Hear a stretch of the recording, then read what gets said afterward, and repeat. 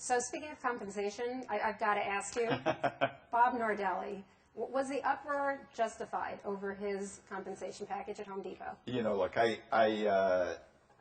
think Bob is one of the best operating managers I've ever seen. It's a tragic story in my mind because I love Bob. He was a friend and is a friend today. And I just, the way it all plays, because I'm not privy to the inside stuff, but it pains me to see a guy I've known for that long get cast in this way, and you know, it is what it is. So I mean, I don't know all the details, but the details are certainly read poorly. They do read poorly, and I think they've also raised this debate about whether compensation should be pegged to performance.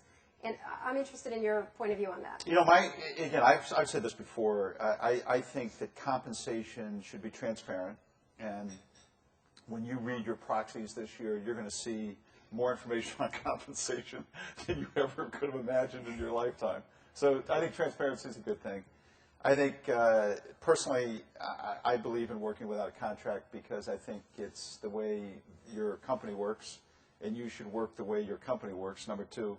And number three, I believe that in, you know, paying for performance. So, you know, I think most of your salary should be at risk and should be fairly well defined vis-a-vis how the comp committee views the CEO or the management team. So I've always said that those three things are important. Now, there's a fourth thing that people don't want to talk about, but I think is equally important, and that's called judgment.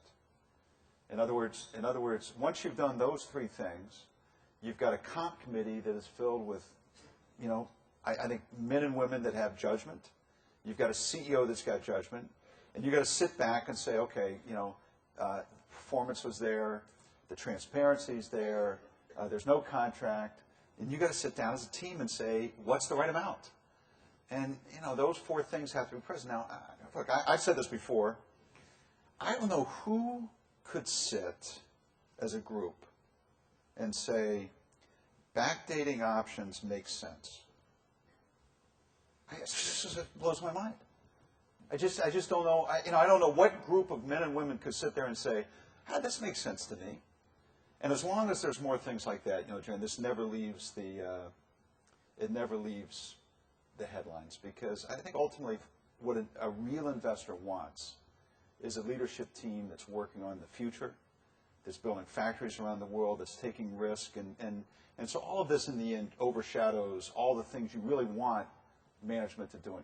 I don't want my, I just don't want my, I get paid plenty of money. I don't want my salary to be an issue for me or for the company. What I feel about myself and how others view me actually is important to me. And I just don't want it to be an issue. And so I make plenty, and, you know, if I don't perform, the board's going to fire me, and that's okay.